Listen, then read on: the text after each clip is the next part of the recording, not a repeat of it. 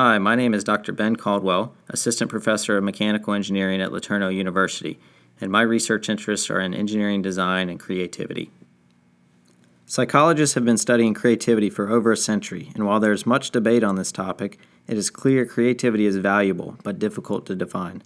One aspect of creativity, defined by psychologists, is spontaneous flexibility, which is the ability to generate diverse and appropriate responses to a given situation. For example, a spontaneously flexible person might find new ways to use conventional objects. Psychologists have measured spontaneous flexibility in this same way, by asking people to generate many possible uses for common household objects and examining their responses. As mechanical engineers, we feel this trait is desirable in engineering disciplines. However, there is a common stereotype that engineers are logical thinkers who are incompatible with creative thought or expression. The truth is, it requires creativity to be an effective engineer. Many problems that engineers face require them to explore new territory, and it takes an innovative mind to succeed.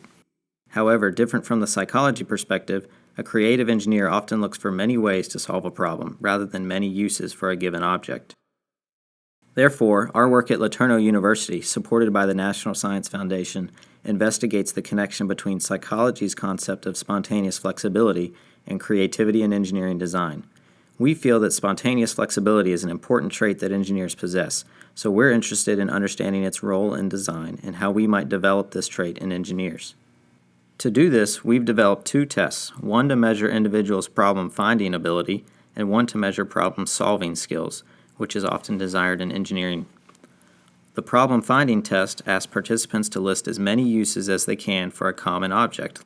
The problem-solving test presents participants with a realistic, open-ended problem like keeping cool in the summer and asks for a list of solutions.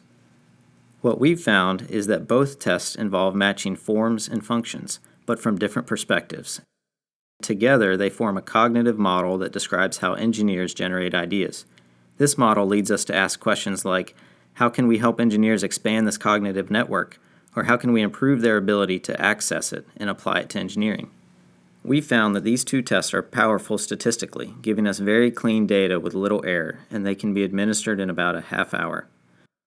We will use these tests to articulate the value and role of spontaneous flexibility in engineering, identify how individuals' flexibility changes throughout their education, and use this information to recommend design team formation for improved creativity.